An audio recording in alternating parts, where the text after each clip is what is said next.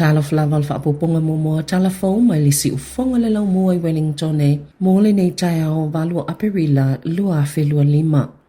E se fuluma le 2 piliona tala o le a inivesi le malo i le Sisilia ma le whātau sanga mo le matanga luenga o le puipuinga ina i mawhai na whaatoutonga ina ini suinga o le nei talu fou. Mai lea vai ngā tupe whaalu e se fululua piliona tā la, wawhi e se tupe fau e iwa piliona tā la. O le fōwhanga o le asi iti e tupe whaalu al malo si anga whaafita New Zealand. I le silia ma le 2% o le GDP po le au te lenga tu whaatsingo tupe maua i le isi valu tau sanga o lumanai. O se itia mai lunga la ititi atu o le tasi pasene sa iai. O le tau maunga le malo ina ia ta ilua tau sanga mato e ilo le a fuawhanga pe tai ua manino lava. O le vai ngā tupe lena fa awivi mai la soana nafi bei o se tupe a mata e ono toi fa apopo moni si inivesi i le lumanai na amataina le tape na ngole fofanga le masina au kuso lua felua tolu masafa moe fa lawi loi le o ngā totono le lua felua fa bei ta ina toi tolo po ma fa atuai ina ua ngoto le mana wanui o le saile linga mua o le Reed Research ale le teo New Zealand le vai aso talwai na fa iloai e tu samale afo tangata palo tana fa alio lantou finangalo i lea saile linga e manatu e te tauna si itia tupe whaalu i le puipuinga a New Zealand.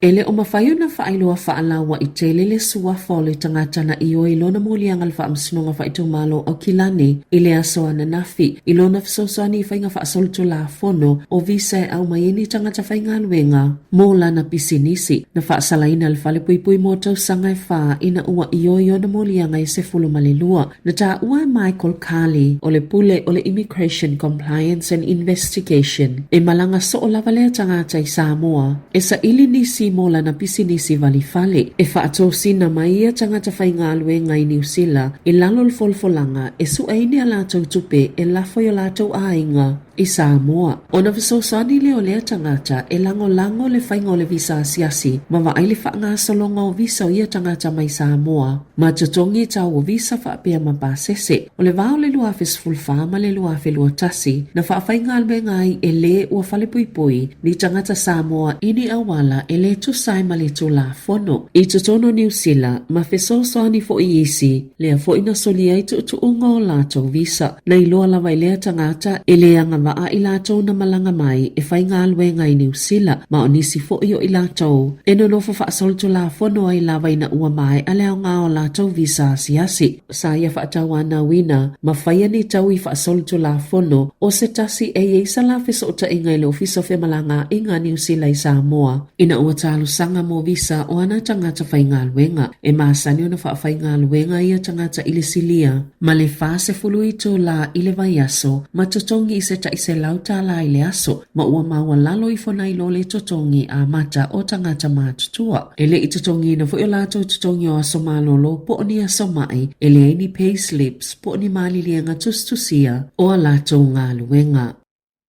Olo ngā luluele au suesue e sa ili po ania a fianga tau mau le soifua malolo ina o tupulanga New Zealand. Mai le vaping po le ula i tapa ai fafanga i le wila po i cigarettes. O tupulanga New Zealand e folinga mai a lata ina whaatoluina le maa losia to le ula ia tapa a po o le vape na ilo tupulanga i Kanata, United States of America ma Australia. E whaitau fia se fulu tau sanga whato ailoa manino po a fianga e o ili tino le tangata peitai o nisi o su enga momoia wa amata o nalia e mai ai. Ni popolenga pe o na whailoa ile au sue o le tau sanga ilo afes fuluiva na whaamawina ile pa o le numero tupulanga ulaula ai si itia le vaping o le mafu anga le nanga i esele wa aya Kelly Burrows o le Bioengineering Institute o le University o Aukilani mai le suenga o a fianga mai le ulaula tapaa ai sue a fianga o le soifua maloloina mai le vaping po le ulau sikalete fafanga i le wila o taimi umalawa e vei pai le tangata e nofo i lawai mamani si o ia vaenga ma o suawai e tutono vapes o ni vaenga suau ua ma o sitasi o mea mawhaio na ave se ai o le awala mai lea i fula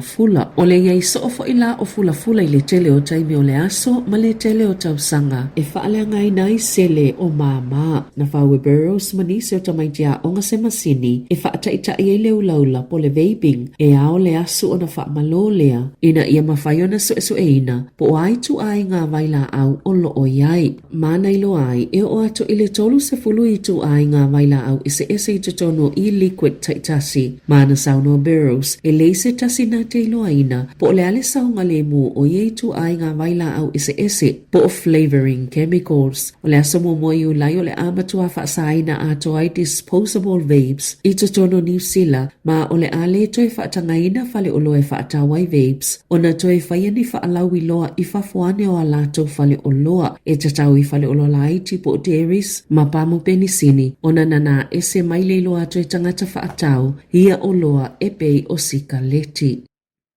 Toi titi lava o supermarket umale Woolworths na tapunia mo sina taimi le tai o ana nafi o na o se whaafitau li masini mo le whainga o tawa o loa ma na afia umai la lato au nanga. O tau o loa ilunga o fata sa whaeloa i tau maasani o loa uma ai le i whaeloa i tau whaapitoa peita ai a whai o yeini whaalau i loa i le nei mai aso. O le a maua lava e tangata whaatau o na o le a mawhai o na maua i le vaenga i totongi ai whaataunga pe o na ta uele kamupani.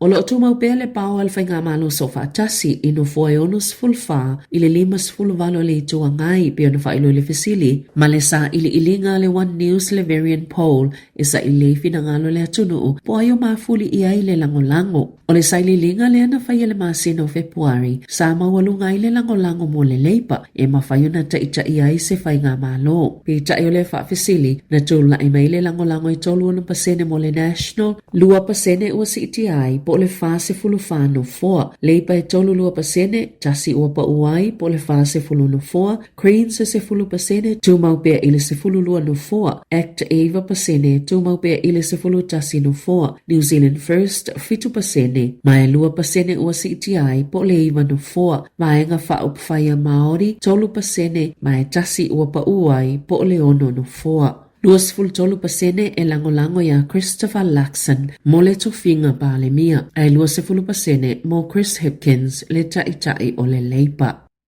I whafo ato New Zealand, e silia ma le 5 ato no ua tala sanga ato i le whale pae ama ta whaatala no anga i whiwhatawa inga talo na whaia President Donald Trump o le United States se fuafuanga i whaupopo i tiu te a Amerika i tau o loa ato no e whaatawa atu lo lato malo e lata i leono to riliona tala na fofo e se mai tau o siea a le United States i le vai aso talo ai na ua amataina le a whainga i Trump pe o na lipotia na whaalian whailauta si o tupe Scott Pise E silia ma le 50 ua amata whaataloanga ma le United States. Talo mai le whaasila sila ngai le asololo talo wai. E le i whailo aina po o aia tunu e 50. Ai le o manino foi po o le ale umio ia whaatalanoanga. E tosa ma le 10% na pa ua i tau si ai le United States. I aso e lua talo ona whaia. Le whaasila sila ngā Trump. Na ta o foilfolfola i Trump. O le toi whaapopo atili o le 50% i tiu te o loa saina. Ma o le atili whaapopo ina i le wheva wai i fe whaatawa inga. Na ia tusia fo ilunga o penga o fiso o ta inga e whaapea o tala noanga umalama masaina e whaatatau ini fono tanga na talo sangaina o le a whaamutaina nei. I talonga, Samuel mawina le tula i mai o se ese inga le vao le au tāpua ia awelua i le taima le talonga soka o le A-League i le astonai ma le Auckland FC ma le Western Sydney Wanderers i le Mount Smart Stadium na iu ina avea i le fale mai middle mo se tasio le au tāpua i ma sa whaieni ta o tonga ona oni manuanga i ona fōlinga e whase fulu ono tau sanga le matua se tau lea sa loka ina le malai ta alo ona o lea mata upu ma o loo wha awau su enga leo i lea wha o ngā lima sa wha asalaina ka lapu ono ni amionga ale au tāpua ai ita amilu sanga soka le A-League lea fo ina wha asala i le awa le Melbourne Victory i le whase lau 5 awhita la manisi o tapu na whaia iai ona o se amionga na manu ai se tangata ta alo. Tala fawia malisi ufonga le lau mua mo le nei vaenga o le tai au.